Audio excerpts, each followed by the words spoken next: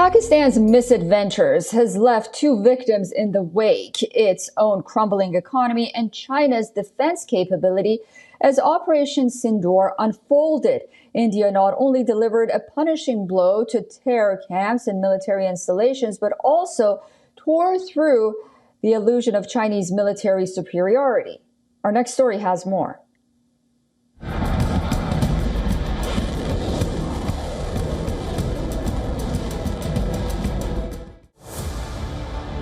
Pakistan economy is collapsing under the weight of its addiction to Chinese weapons.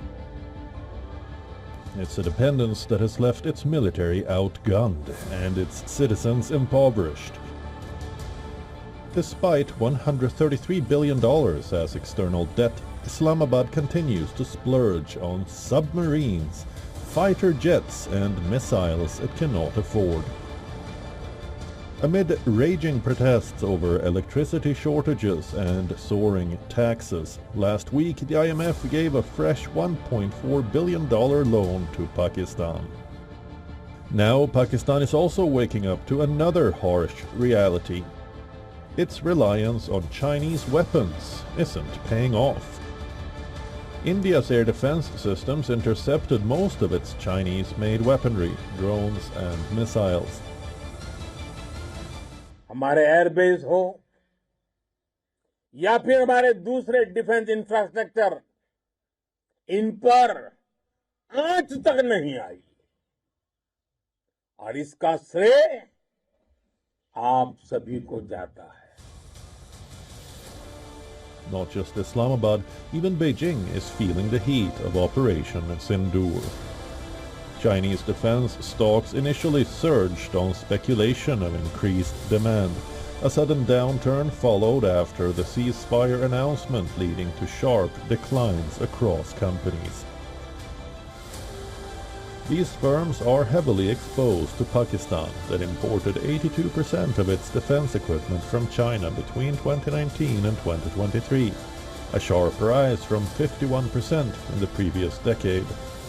China's military-industrial complex took a direct hit from India's Operation Sindoor. During Operation Sindoor, India's BrahMos missiles and precision-guided bombs reduced Pakistan's Chinese-made HQ-9 radar to rubble.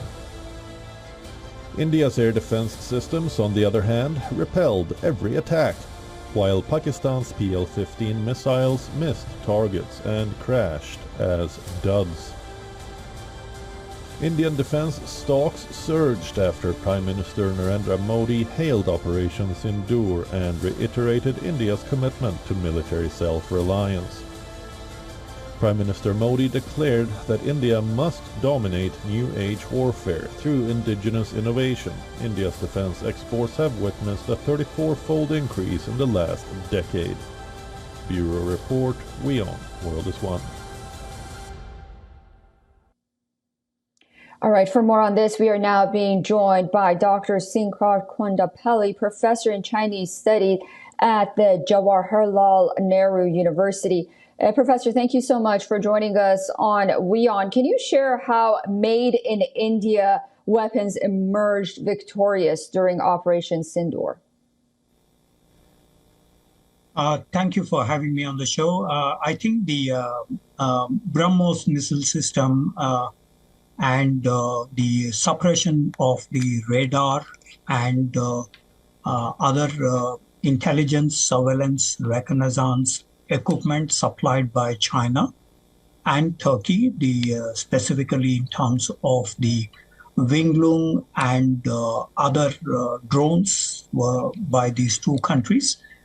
There has been a spectacular performance of the Indian weapon systems, specifically in terms of the Chinese supplied J-10. Something like 36 of these were to be given to Pakistan. 22 have already reached.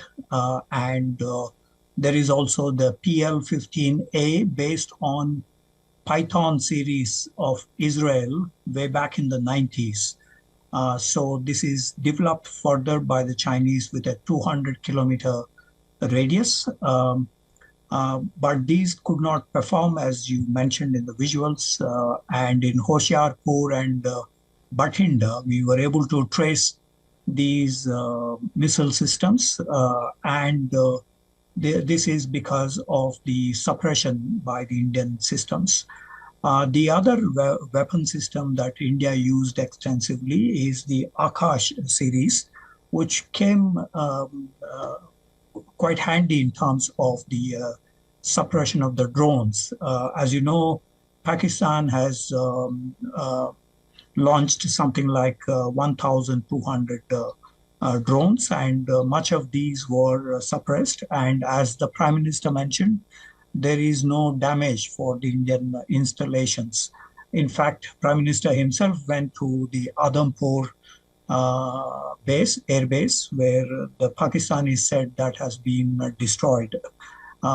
Contrary to those views, the Prime Minister's visit was to suggest to the and expose the Pakistani lies in this regard.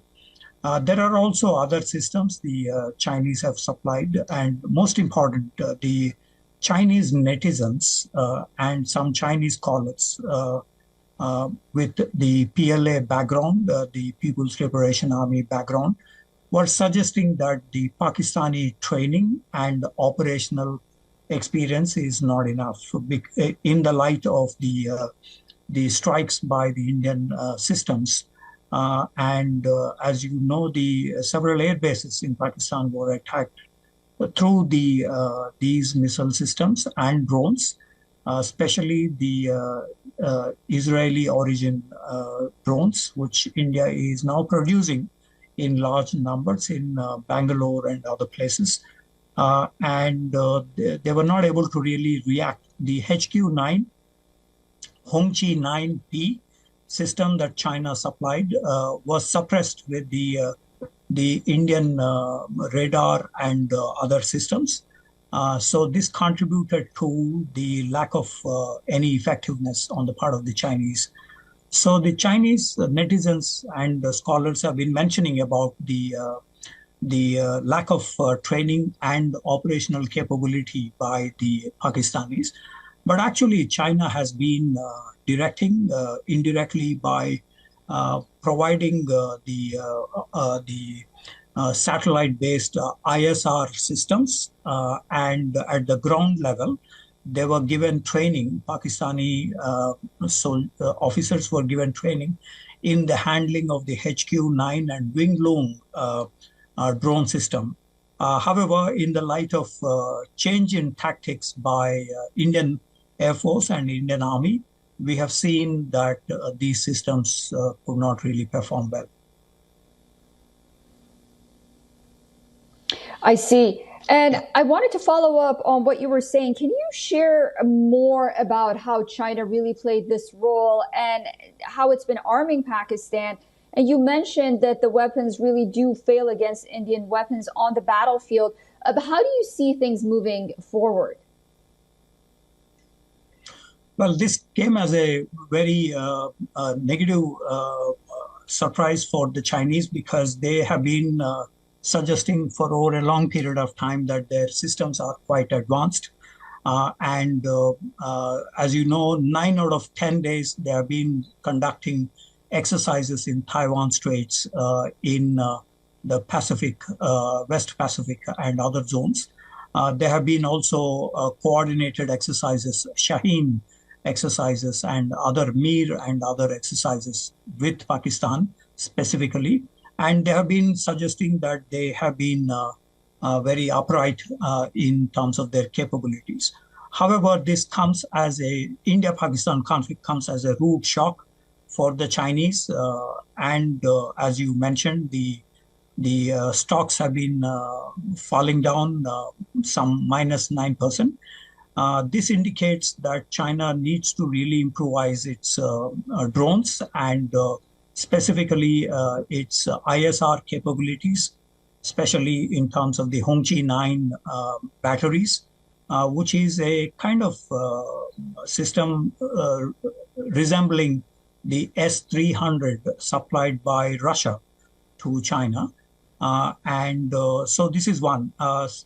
the Chinese have also been talking about the J-10's capability. J-10, it coincidentally is based on the Israeli cancelled Lavi project prepared by the Israel Aircraft Industries. This project has been cancelled under the American pressure. And in the late 90s, the Israelis have transferred this technology to China. And J-10 then has a huge Israeli component. And this is said to be 4.5 generation aircraft. Yet there is a problem with its engine, which is one of the main driving aspects of this J-10. The Chinese have also supplied JF-17s. These are licensed manufactured at the Kamra Aeronautical Complex. And JF-17s as well as J-10s are equipped with PL-15A air-to-air missile system, which has 200-kilometer radius. The J-10s and J-15s also could not really perform well. As you may have heard, the Indian Air Force has destroyed several of these during the air raids and attacks on the air bases. The JF-17 has joined in substantial numbers in the Pakistani Air Force.